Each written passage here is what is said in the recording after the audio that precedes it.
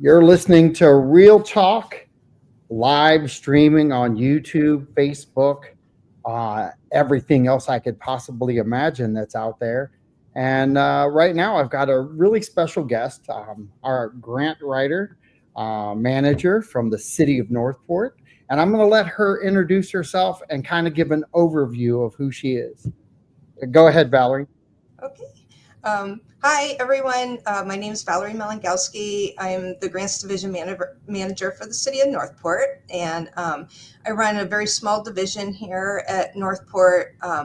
We apply and manage grants, and it's a field that I've been doing for 20 years in local governments around Southwest Florida, and it's sometimes I've gotten away from it in my career and have always come back because it's very challenging and it's always changing. So it allows me time to grow, and it's very rewarding. So that's just a little bit of background from me.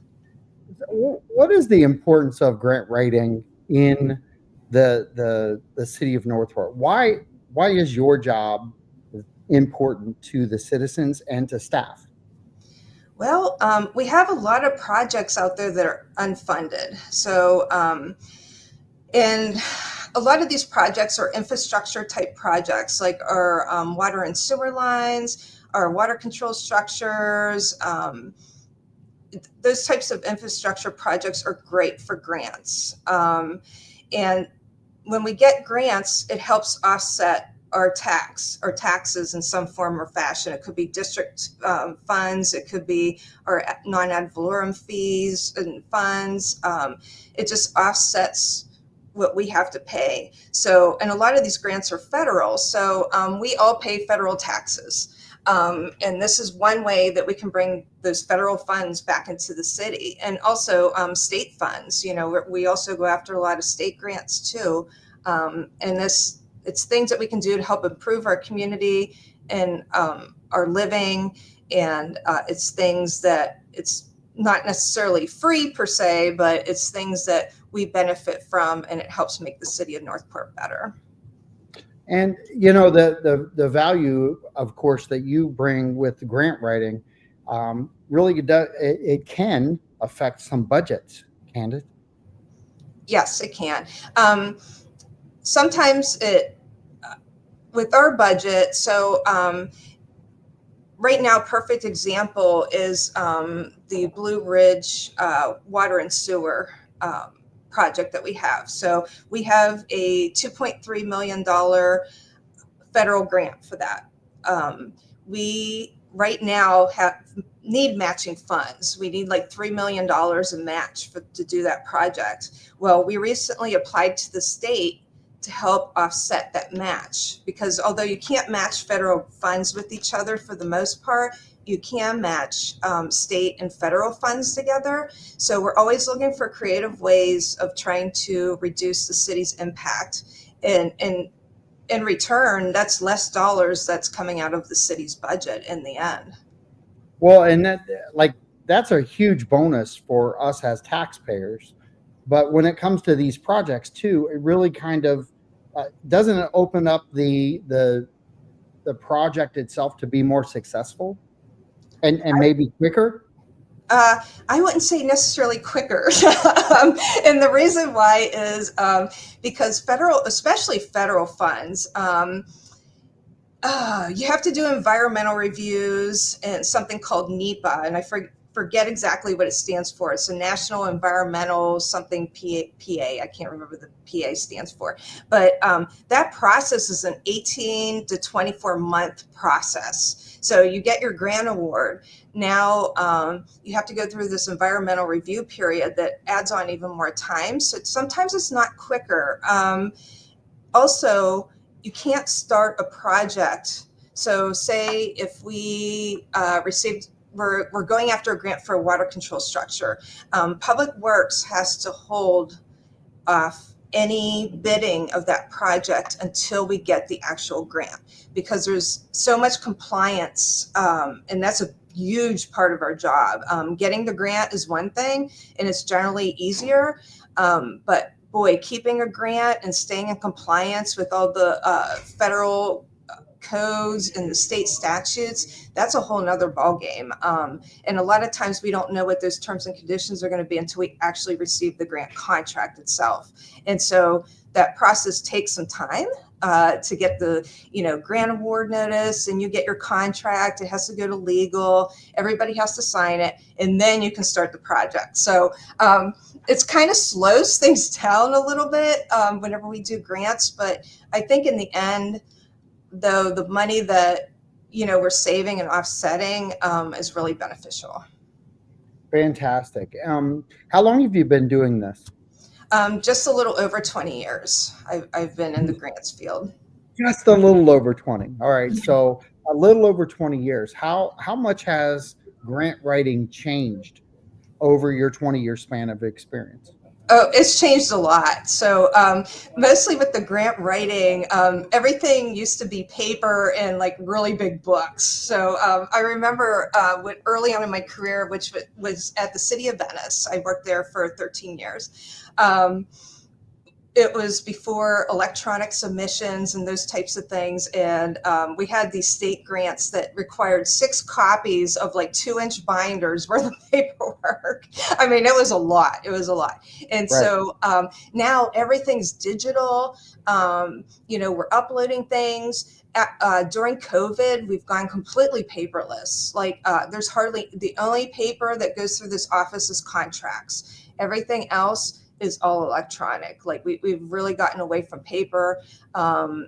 Each granting agency has their own program that they use, their grants portal or whatever, and you do everything in there. So you do everything from your application to once you get the grant, you upload your contract, you upload your invoices, your reports, your pictures, everything else that needs to go up there. So it's really changed. It's really changed. So we're almost all digital now.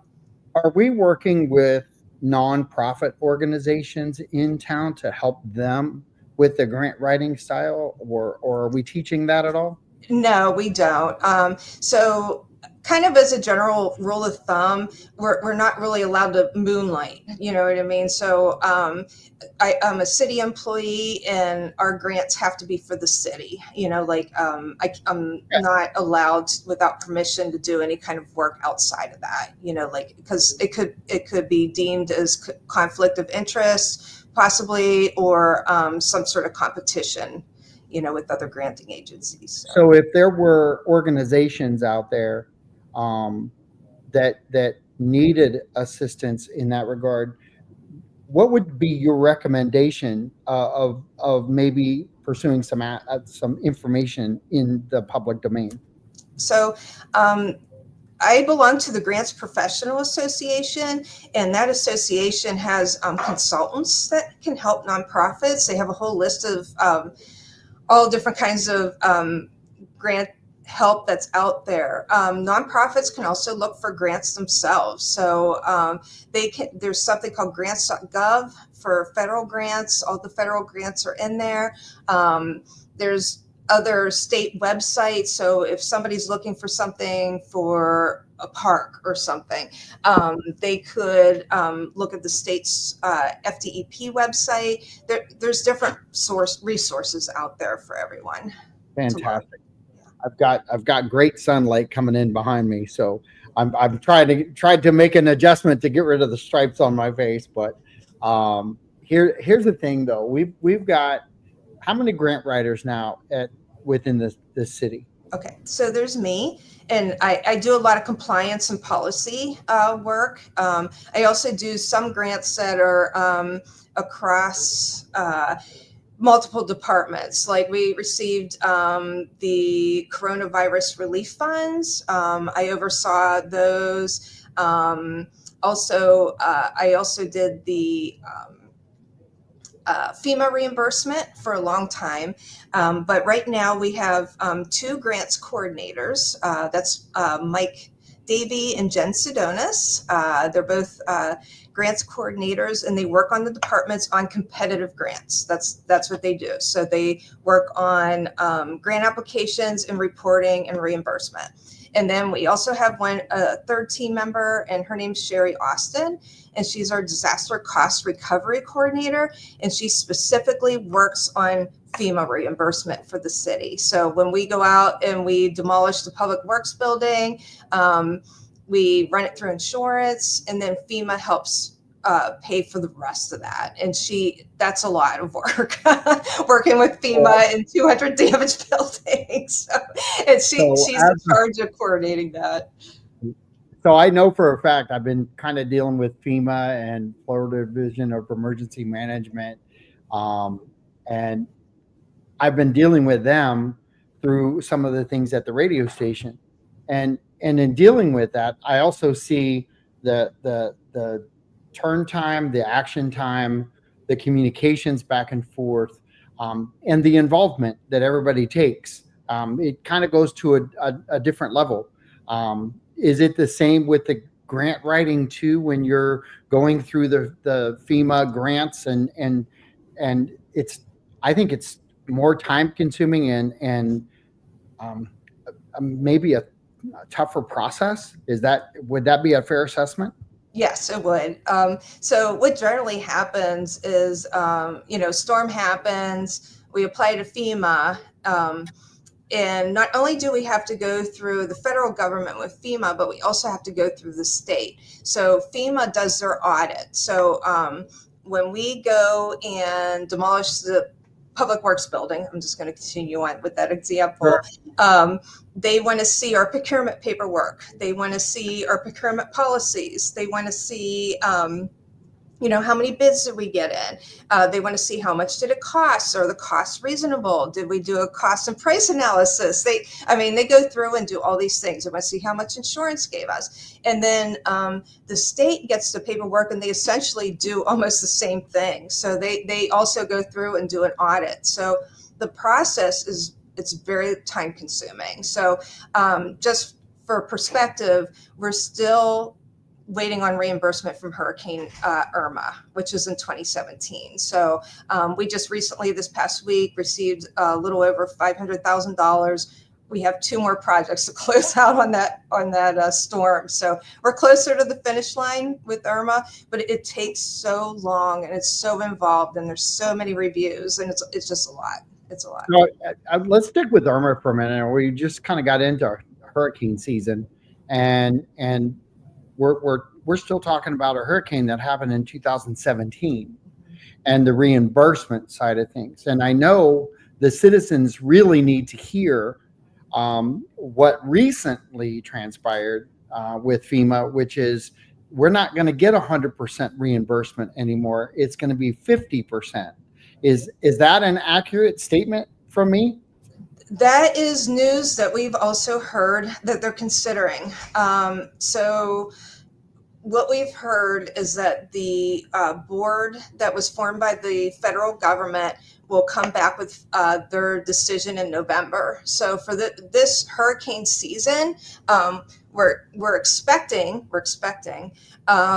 things to continue as they are, but we have a feeling that next year in 2026 that there's going to be some changes. But we have also heard 50% reimbursement. Yeah. So, and it's bad when I'm hearing it and you're hearing it. It's kind of gonna land somewhere in there. But if we go back and have this conversation about Ian, we spent a lot of money just on cleanup in Ian, and of course the building structures themselves, but we were very, very efficient in what we did, and we had the bundle of cash to get that done.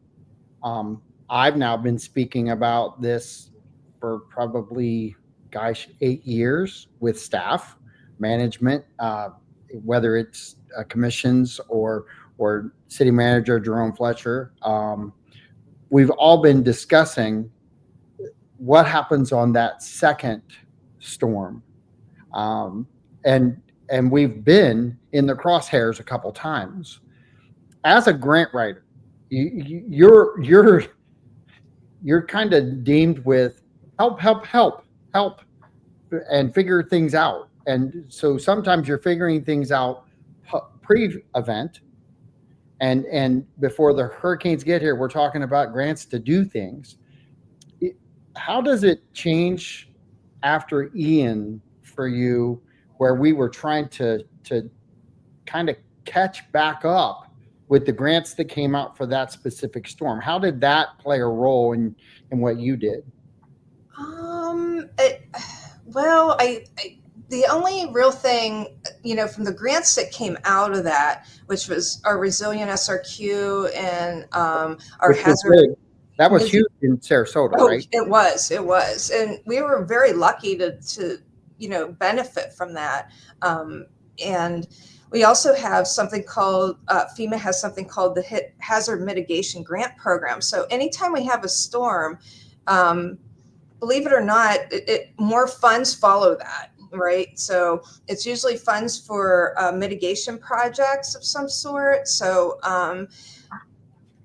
it's kind of a juggle, like of trying to find what projects are going to fit into these grant funds. And if you could see my board behind me, I have two categories, and one says, FEMA hazard mitigation. This is a result of Milton, Debbie, and Helene next year, and Resilient SRQ, and like which projects are going to be the best fit for those grants, right? Because they both have different eligibility requirements and those types of things. So I don't want to say, having a hurricane's a good thing, but it's a good thing for grant funding. Like when we have storms in the state, we benefit from that. Even if we don't have like 100% direct impact, we have opportunities to benefit from that. And then also as a result of Hurricane Ian, the state has started some new processes to get a reimbursement quicker. And it's something called FROC. It's the Financial Recovery Obligation Calculation. And it's a program that we participate in, the city of Northport. And what they do is they give us forms to fill out. They give us questionnaires that we have to do every year and upload all the city policies and those types of things. And as a result, we can get reimbursement from FEMA and the state faster. It's like an expedited reimbursement process. And we haven't really used it yet. We did use an expedited process for Hurricane Milton to get some of our debris money back. So we were able to get $1.2 million a little bit faster than we normally would for Hurricane Milton. But this FROC program that the state's doing, we train employees on how to fill out the forms and those types of things. And those are efforts that we're doing to try to get money back to the city quicker and faster. So there's a lot of different things when it comes to storms, and grants. So well, and they're ever changing too. So yeah. you may learn something in 2017, and 2018 it was totally different. Oh yeah. So that's another side of what you do. You're not just somebody who goes in and just does grants, because each style, there's multiple ways of looking at a grant, isn't there? There are. And one thing too, like when I hired staff on, I was like, you are going to learn more than you ever wanted to know about water plants, water control structures, fire trucks. Like, I'll never forget the fire department had asked me to do a grant on something. It's called a cascade trailer. And I was like, what is a cascade trailer? So inherently, you have to be a researcher, because you're going to become an expert in it before that grant's done. It's a lot of fun. So you're throwing a lot of different challenges too, right? Oh yeah, we are. How many grants have you written over 20 years? Is that a tough question to answer, or should I ask you like this? In 25, how many grants have we written? So in 2025, I would say that we've probably done about 10 to 15 grants so far this year. And most of it was, state or federal, like majority of those are. What do you think our total, and I hate to call it a capture, but it kind of is capturing the dollar. What do you call it when you or I know it's an award. Yeah. You're awarded something. Do we have like a running total of what we've been awarded for 25? I do actually. It's just under 4 million, 3.9 million so far this year. But So, one thing about capturing the total though, so there's been grants that we applied for like a year and a half ago. Perfect example, Hurricane Ian hazard mitigation grant. We applied for some bypass pumps for our lift stations for utilities, and we haven't received a award notice yet. So you apply for these grants 18, 24 months ago, and you still could be waiting for an award. I mean, it's just so 3.9 million is how much we've been awarded so far in 2025, in fiscal 25. and Starting so October 1st. see, I look at it and say, it's one division that we can claim kind of pays for itself in a sense, because what you're capturing for the citizens of Northport collectively really does come into play within the budget structures, keeping taxes lowered, getting projects done, and trying to find ways of I think making citizens feel better about their government. Um, I'm doing an open mic or a town hall meeting tonight with Mayor Stokes, and we want to talk about trust. And I'm not so much throwing trust out there as an issue, because I don't believe that's the case. I believe you and your team, that you guys are really trying really hard to find every solution to find funding for any and all projects that you're presented, right? Yeah, yeah, definitely. And two of us live in Northport and have been longtime residents in this area, and we're invested. We're invested in this community, and we want to do everything we possibly can for it. And even the ones that just live outside of Northport, they're also invested. Like this, it's very important to them. So. See, and I believe things and conversations like this isn't about trust. This is about education back to the community, back to the citizens, so they understand.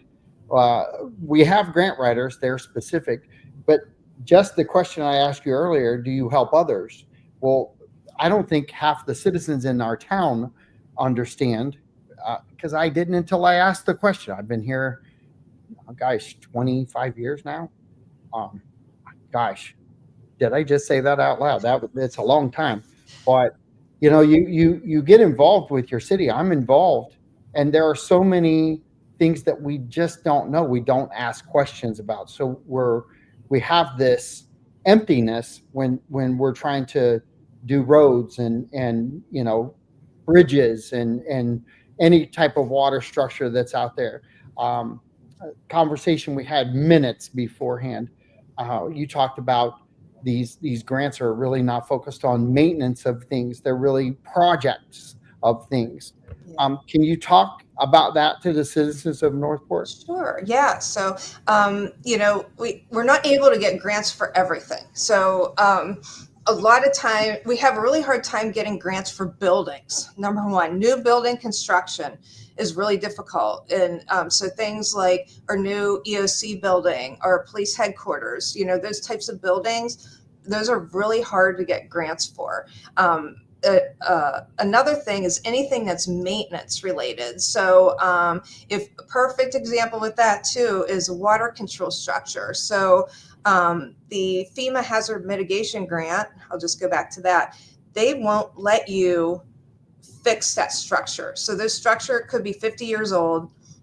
They won't let you use those funds to fix it. You can only use it to make it better. So one thing that we are pursuing right now is we have a fixed weir that we want to change to a water control structure. So something like that, we're going to apply to hazard mitigation programs. So sometimes, with parks, maybe at the aquatic center, there's something they want to approve on.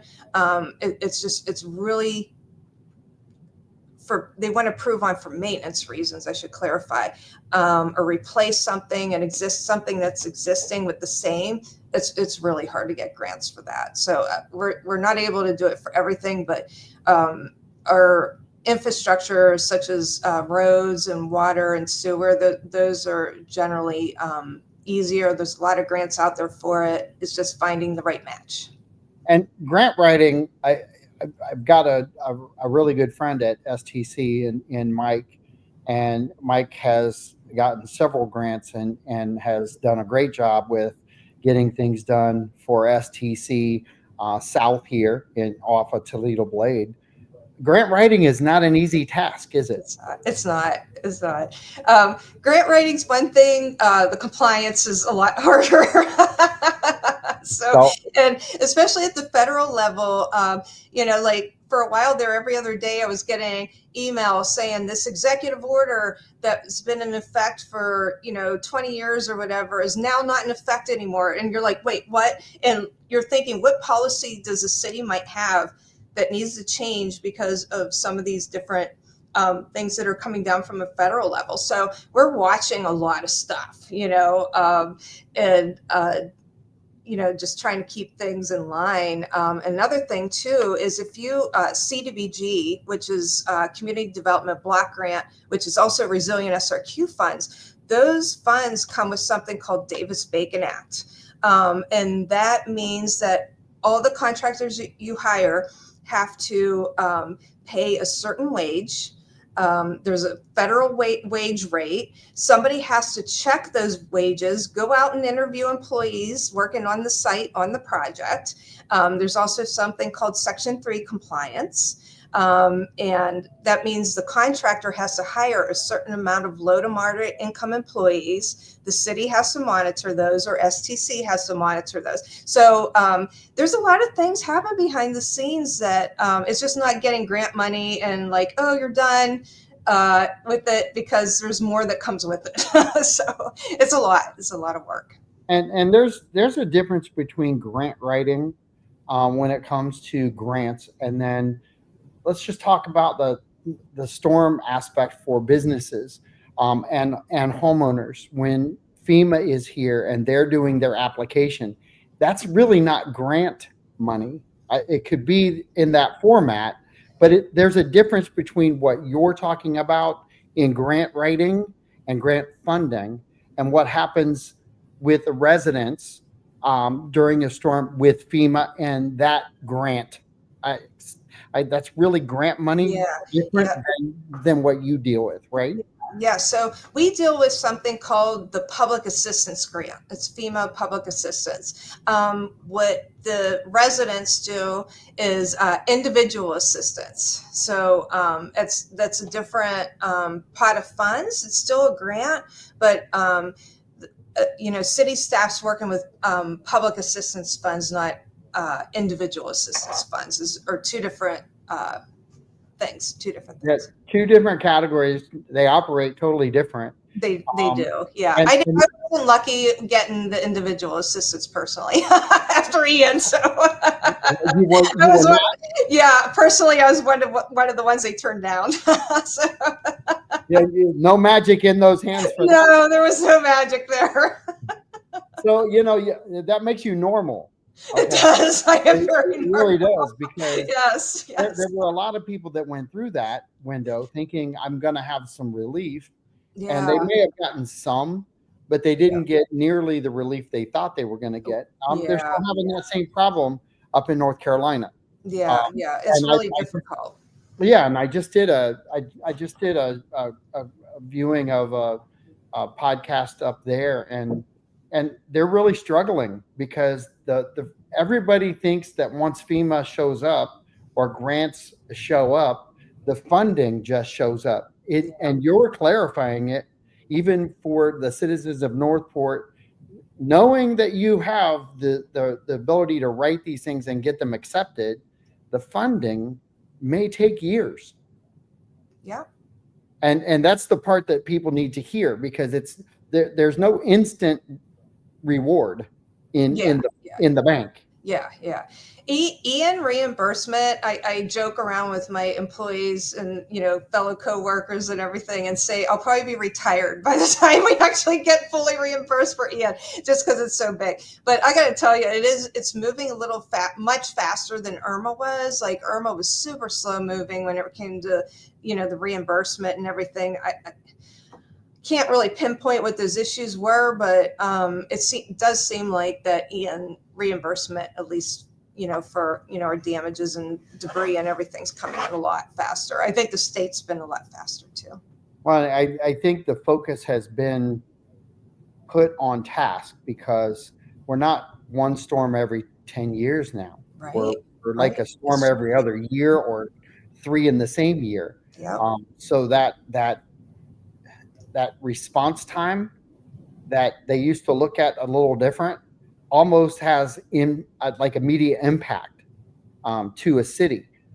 If we were not as prepared as what we are with our funding, and this is where the citizens again have to listen to the reason why the vote was out there on the referendum, the borrowing side of things when it comes to a storm and a second storm would have positioned our town totally different. And those who were screaming, no, no, no, no, no, really need to get educated more. And if it wasn't written the way they wanted it to be, get involved more. Stop communicating misinformation out there. Because when you bundle a referendum in or borrowing power in with what you do, doesn't that help layer some success in there too? It definitely helps at least layer the impact, So, for example, Hurricane Ian, we have around $70 million that we've spent or encumbered so far. So encumber means that we have a purchase order out there for it, a contract with somebody, and we haven't paid that full amount yet, so that money's tied up, right? And we've received $48 million so far from FEMA and the state. So, like that's still a lot of money sitting out there waiting that, city funds that are tied up, in these contracts and those types of things. So, anything that could help is always going to be a good thing, help reduce that impact, that immediate impact, because our immediate impact's debris. That is the immediate impact. That's a huge expense usually. And we could talk about the transfer station, even when it comes to that, on how important that really would have been. We really need to stay focused on some of these things as citizens, educate ourselves on why they're asking for these things, because there's funding reduction with a transfer station. It's a proven commodity with the fact that, gosh, I think we're one of the only cities on the coastline that actually has a recycling program like we do that actually pays us. And so we've actually proven through Public Works and their great work on the positive outcome of listening to what their need is and then letting them run with it, because I think that got paid for within a year of being opened. And the recycling program is, I got to tell you, every citizen here should, one, be participating at 100%. And then also they should be so proud of what we do here, because other cities don't make money from their recycling. And we bring, I think we're pretty much averaging about 400,000 a year coming in, which is a replacement of a truck, because a truck is $400,000. And I don't know that people actually realize that either. There's a lot of things that go into the budget side, and we're in budget now and budget talks and trying to figure these things out. And we haven't had a rate increase. If we don't have a rate increase this year, it's 6 straight years of no rate increase, which also is insane. I don't know how we're doing it. I don't know how much more we can take the pin and subtract things, but your job as a grant writer is imperative, even more so today, based on everything we just said, or I just said. That makes your job even more valuable, doesn't it?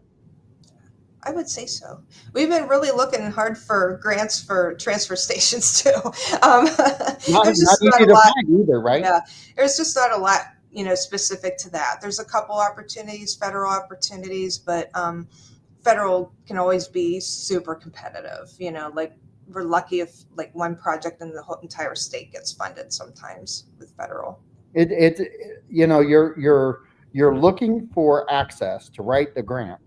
There's no guarantee of the grant, and then every other city that's out there, or individual trying to get those, not that your individual basis, but if these grants that even like Meals on Wheels is trying to get, and the nonprofits, they're extremely competitive.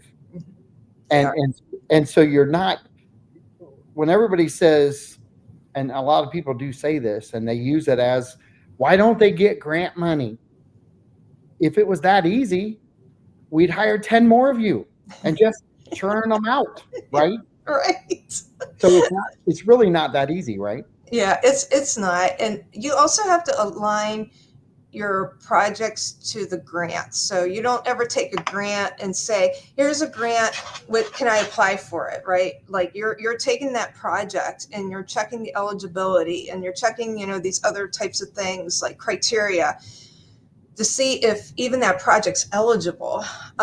So there may be a grant that comes open for, something that has to do with recycling or something, but maybe it doesn't build transfer stations or, something else or some other limitation. Like I also talked about, like we have grants that don't let you start procurement processes until you actually have a grant contract in your hand, which is like 99% of the grants out there. And so if you've started anything in that process, you can't go out for a grant, right?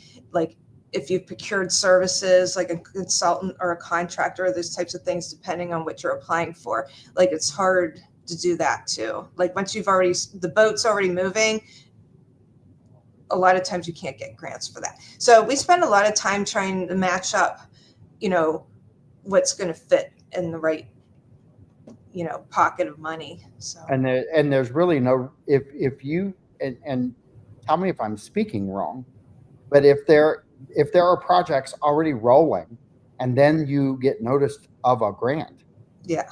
you're still not going to get that grant even if you write it, because the criteria doesn't fit it, correct? Right. So if a project's already moving down, rowing away, and then we don't apply for grants for it. If the project's already rowing, it's out. Well, If there's any kind of construction or I anything. want to throw a project at you because it's one I'm tired of hearing about, but it's been decades in the works, and you're going to know if you don't already know. Um, the Warmill Springs, that's a lot of people throw the word, there's grant money everywhere. Okay. I will promise everyone listening right now, if there was grant money everywhere, we'd already been capturing it. Yeah.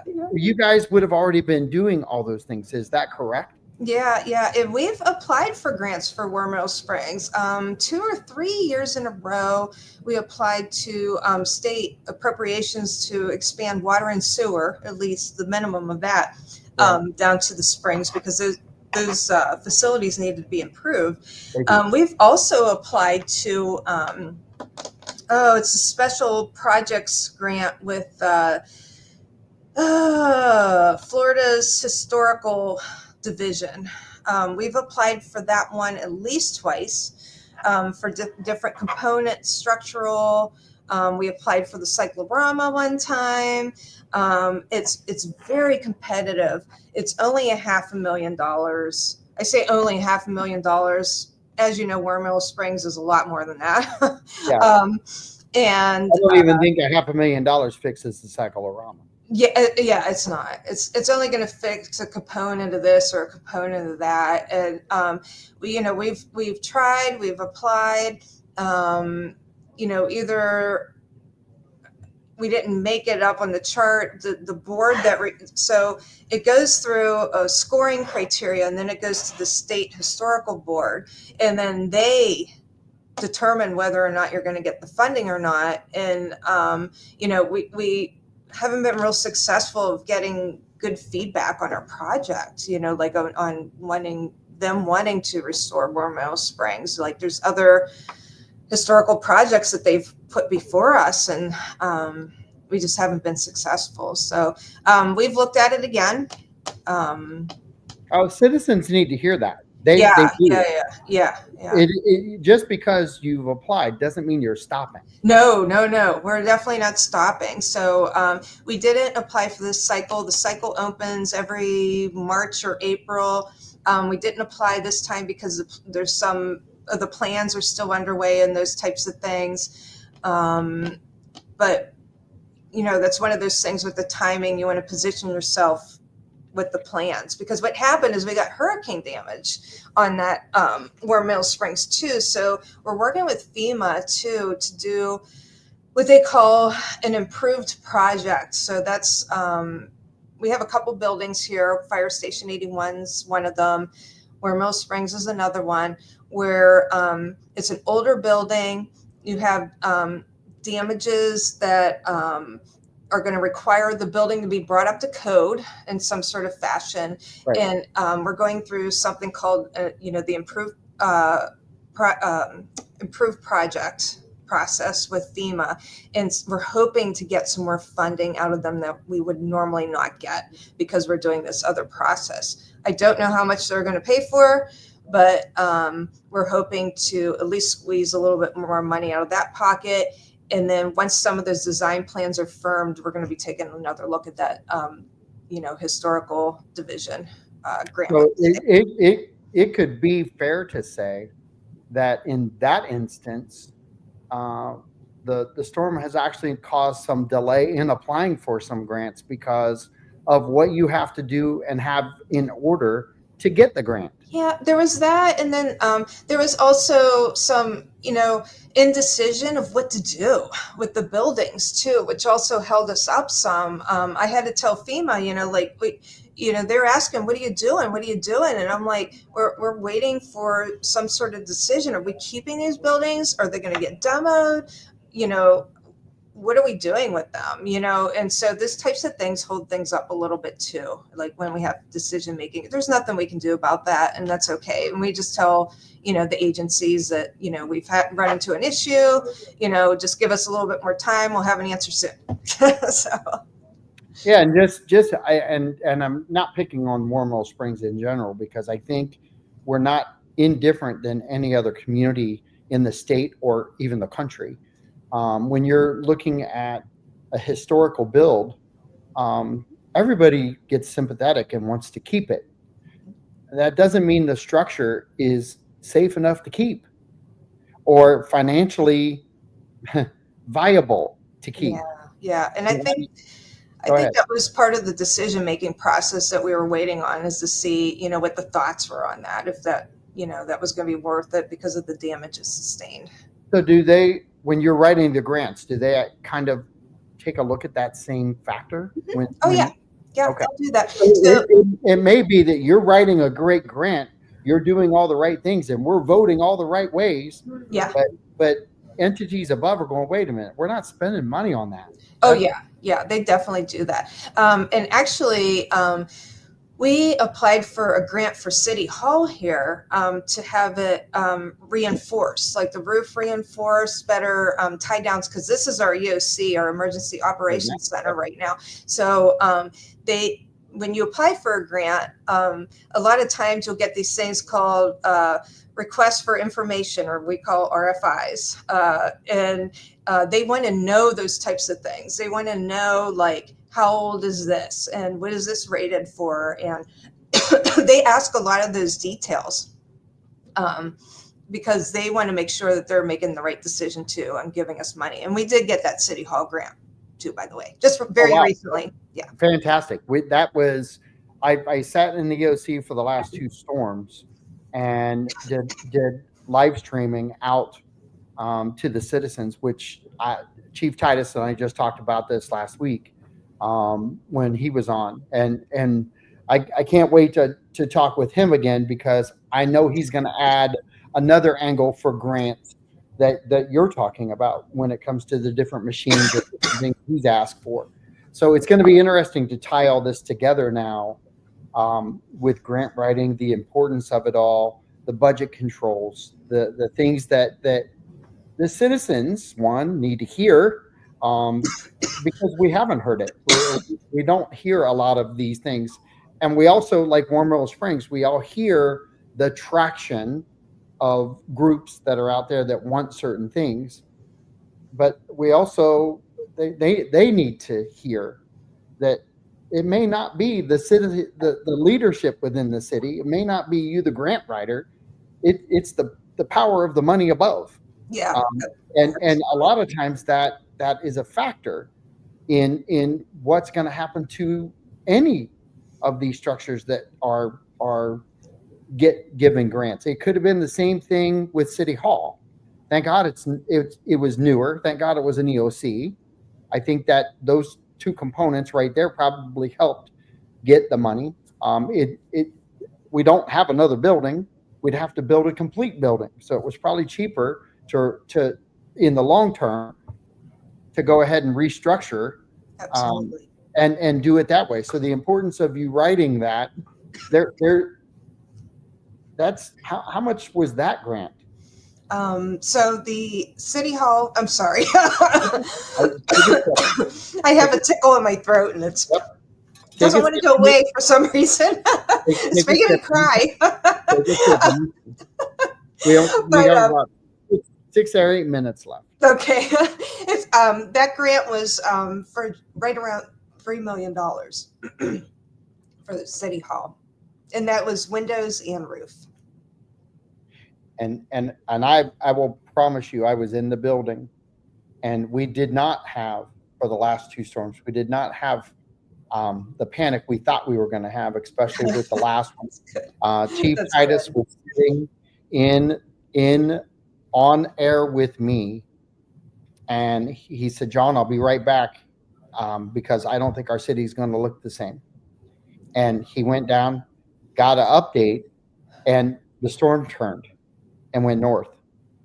And he immediately ran back down, and he's like, "They're never going to believe me. They're never going to believe me." He was so like I know what the OC was like for both storms, the last 2. This last one we had, the leadership that we had in that room, every citizen needs to know they were laser focused, and they had everything going the right way. And the importance of an EOC to a city, people need to hear it. We need one. We need to improve what we have. I know you don't like to spend money, but you need to figure out why they're doing it and what they're asking for, and the importance of the future protection of our city. But if you were to spend any amount of time in the EOC, you would have found out that even the leadership structure inside the EOC changes. And Chief Titus, while he's chief of fire, he was in the room and someone else was leading. Stacy is amazing. That team that she has, we've got communications with Jason Bartolone, and they were, gosh, the best. They helped me get information back to you, the citizens, just like we do on this show twice a week. That's just because you don't like the information doesn't mean you shouldn't listen. Listen and ask questions, listen and engage, support them as they're going through these things, and understand that grants, and I'm giving you a little time to relax your throat. Thank you. I think I'm better now. Yeah, the grant writing side of it, while it's important, it is not the fix for every single project that we have in our city. And it is not going to fix Warm Willow Springs. That funding for Warren Mill Springs is not going to come from a super grant that's out there. I am I making a misstep in saying that? Um, I don't think so. I mean, we're talking about multiple millions of dollars Right. that we would have to get for War Mill Springs. And, the biggest grant that I know of out there, like regular competitive grants here, 500,000. And that's once a year. And I, I would love for it to have a whole lot of money and a lot of grants, and we have state appropriations, federal appropriations, some other different avenues that we can look at too, that a little bit more money. But we also have other projects that we need to do. So, a big part of grant writing is weighing what project's going to be the best fit for whatever opportunity that day, and sometimes some other things get pushed aside for something else because you don't want to be applying for two. Sometimes I would say sometimes we do two applications, but once you start doing three or more applications to the same thing, you're just in competition with yourselves at that point, right? And so you already have this other competition out there, and if you know it's going to be steep competition, you only want to apply for one thing, right? Right. You want to go the most powerful project that you have that's going to meet that eligibility and that criteria. That's what you want to go for. If it's two of them, great, let's do two. But when you start getting more than that, then sometimes you're just hurting yourselves when you do that. Something more localized like Resilient SRQ, and unfortunately War Mill Springs doesn't qualify for that because it's not a community place. It's people have to pay admission to go there, right? So you can't apply for that. But when we have these more localized county run applications, we can apply for more because our competition's less, right? So like Resilient SRQ, I think the first round we put in like 6 applications, and we did that knowing that we're only competing against City of Venice, Longboat Key, City of Sarasota, and Sarasota County. Right. So you kind of got to weigh what you're working with every time. So, well, and I'm going to say this: if you measured our grant writing team, would you give us an A? oh yeah. Okay. So if we have and I know everybody's going to say, of course she's going to say that. Well, I actually don't think you would say that if you thought we were a B. I think you'd say we were.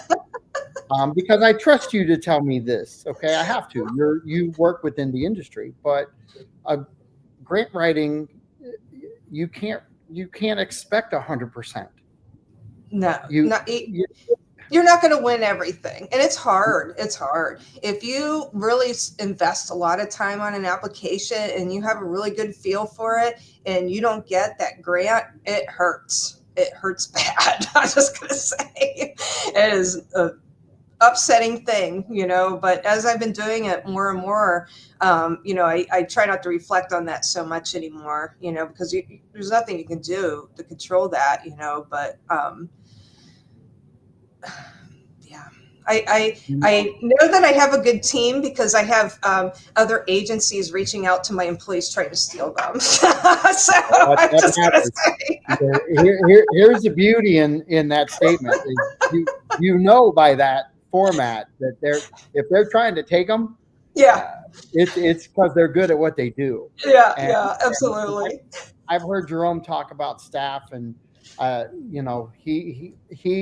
he does brag about staff, but he needs to brag about the entirety of the team just a little bit more.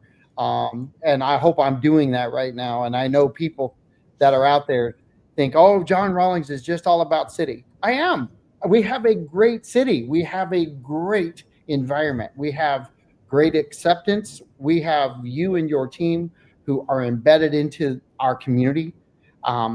Your goal is to get all the help for us you possibly can find. What better asset to have at City Hall than somebody who is working diligently to keep her own taxes down, to keep things moving forward. So I give you a lot of credit. It's not an easy job. It's not one that we highlight as special, but I think you've done a great job highlighting it because there's $4 million that came into this city this year because of you and your team. And we wouldn't have had that if we didn't have the grant writing team happening right now. And the citizens need to know we didn't just cover costs. We're actually, you guys make things happen. You just can't control the outcomes of what you submit. You just have to hope that it's written right and that you're going to get accepted. And that's a tough job. Tough job. Yeah. So I appreciate your time. We're 13 seconds over, but oh, sorry. No. And I appreciate you very much, and I hope you'll come back on. Thank you. Absolutely. And I look forward to it. So thanks a lot. Yeah, thank you. It was nice meeting you. Thanks for having me. Okay. Yeah, this is our first time, so this is good. So this is John Rawlings with Real Talk Radio. So saying thanks for listening in. Please share and like the video. It is important and imperative that we educate all of our neighbors, our friends, anyone who lives in Northport, so that they understand exactly what's happening in our community and they can get better educated. Thank you so much. Bye-bye now. Thank you. Have a good night. You too.